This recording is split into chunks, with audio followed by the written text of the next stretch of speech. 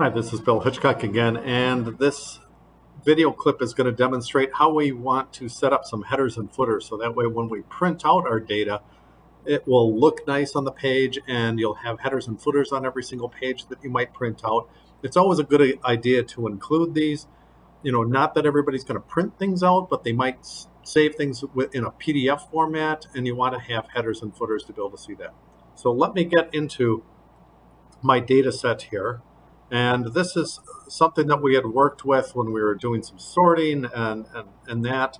Notice as I scroll around on my list of records, you can still read the field names. That's because when I hit Control and Home, I was in cell A2 and I clicked on View and Freeze Panes, and now I'm just going to unfreeze them for a moment. And then when I hit Control Home, it goes all the way up to the top. Now, if you don't freeze panes, you can't read those columns, and you're not quite sure. I mean, for the most part, these numbers aren't too hard to tell what they are.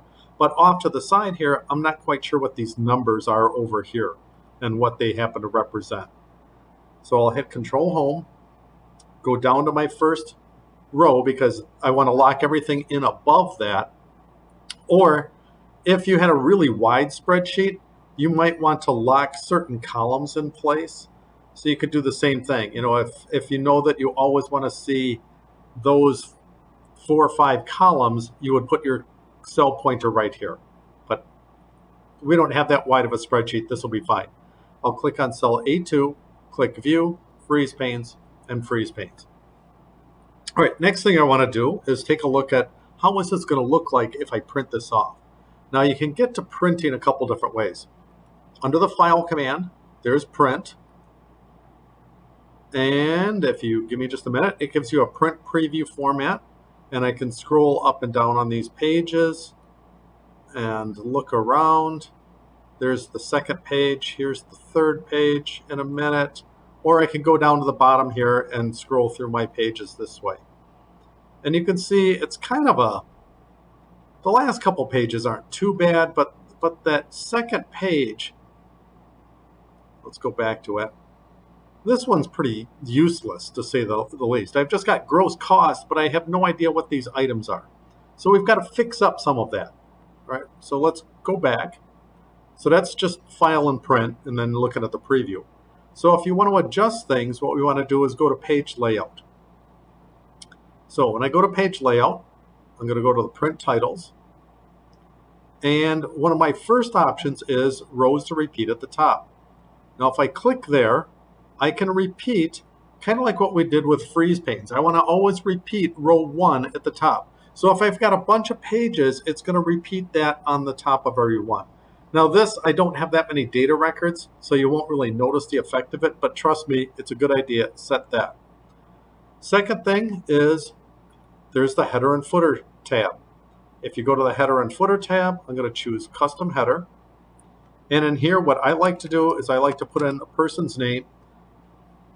In this case, it'd be your student name or something. But if you're an employee for the company, you might want to put the person's name there. You might want to have maybe just their title, for example. So if somebody's looking at this report, they want to find out, hey, where did this come from?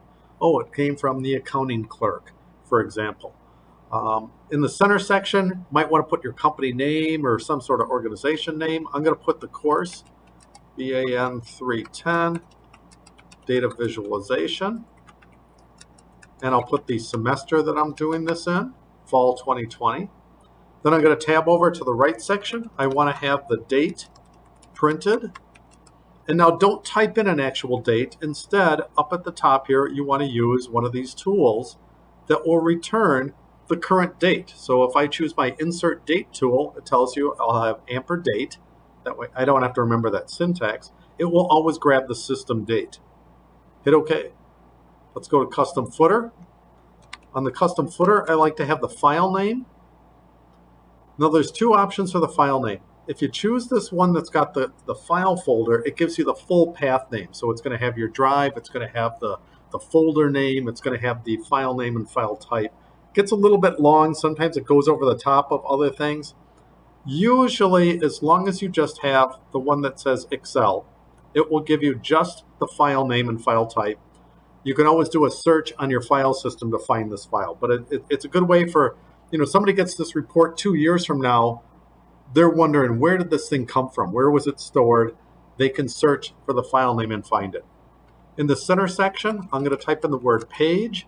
I want the page number, space, the word of, and then how many pages are in this report. So that way, if there's multiple pages, say 37 pages, if the last page got lost, you're going to know this is page 1 of 37, 2 of 37, 3 of 37, and so on. And you can find out if something's missing or exactly how many pages are in this report in the meantime. All right, and then finally I tab over. I like to have the sheet name. That way, if I've got multiple sheets in my workbook, I will have that. And we've got this, and it looks pretty good. Let's hit print preview. There I've got 4 pages, and my headers and footers don't show up on page 3 and page 4. So what we've got to do is go in, we got to group these sheets because I want this to appear on both. So I'm going to hold my shift key, click on all my sheets, or if you right click, you can choose select all sheets. Now be careful when you do this because anything that you put on one of these sheets, it will go on all the sheets when you have them grouped. All right, so I'm going back to totals. I'm choosing select all sheets. Go to print titles, look at the header and footer, try print preview, see how this is looking. So here's page 1, I've got headers and footers. Page 2 I do. Page 3 I now have headers and footers. And page 4 I have headers and footers. And it tells me I'm on page 4 of 4. So that's looking better. All right, I still have page 2 is kind of messy. So I'm going to ungroup my sheets. I'm going to right click on this. Make sure you ungroup it before you make any changes. And now let's see if we can change a few things on our spreadsheet. So between order and date, I'm going to put a space in there. I'm going to try just highlighting all my columns and see if I can double click here and see if I can get everything to fit on one. And as I did that, there you can see there's this dotted line. It tells you where the page break is. And I got it to fit. So let's try print titles again. Look at print preview. Now I'm just getting this one page here, and it's got the gross cost on it, so I can line up everything. There's the other summary pages that I had, and actually this report is looking pretty good. So to recap, before you do headers and footers, it's a good idea to group your sheets. Once you're done doing the headers and footers, ungroup them. Once you ungroup them, you can adjust the rows to repeat at the top, the columns to repeat at the left. That's on the sheet tab. We've got that. You can also, let me cancel out of here.